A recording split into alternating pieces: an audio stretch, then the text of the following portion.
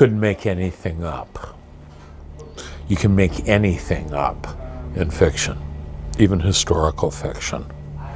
My Dark Places, for the record here, is the story of my mother's unsolved 1958 murder and my attempt in 1994 and 1995 to go back and solve the murder with a brilliant retired LA County Sheriff's homicide detective named Bill Stoner. This endeavor ultimately proved to be unsuccessful. Thus, the book describes an arc of reconciliation with my mother. It's a journey from denial of my mother and her spirit to acceptance of it. I realized early on that it was extremely unlikely that we'd find the killer. I realized schematically and rather coldly that my book would have to portray this arc of reconciliation, so I took copious notes on my mental state during the investigation.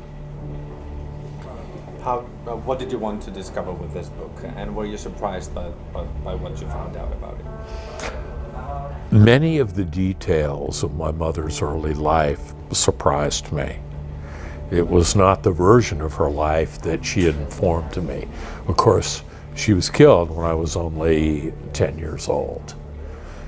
It was a study in viewpoint in that I had to recreate the original investigation from official police records.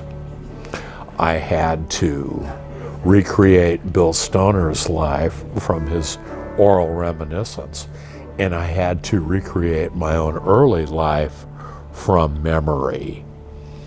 And it thus becomes a four-movement symphony. The original police investigation, my early life, Stoner's life, and our ultimate investigation.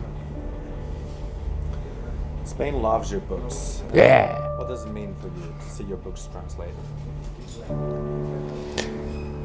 I like Spain because I grew up in Los Angeles around native Spanish speakers. They weren't Spanish, they were Mexican, but it's native tongue. Spain's my favorite country in Europe.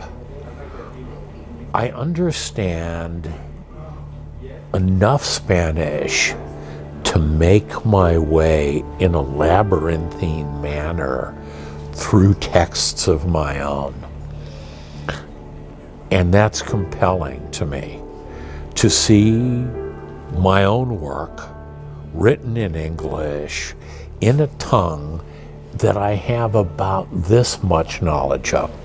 If this is 100% Spanish fluency right here, then maybe this is what I've got right there.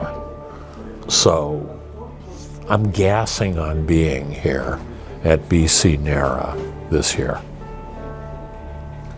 And the last one, Perfidia, is a new book that opens a new LA quartet. What can we expect of the second book in this quartet? You can expect a lot of Spanish language passages. You can expect a Latin American locale, albeit immediately south of California, Baja California, which is Mexico.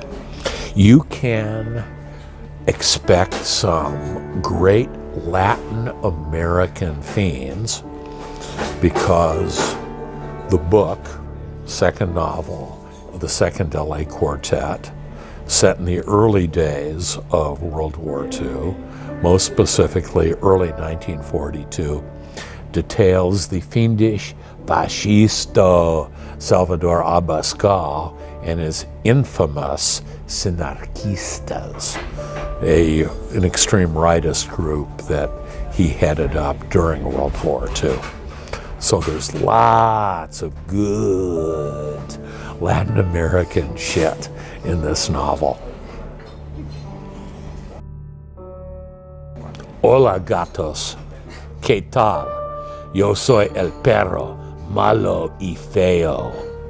¡Au!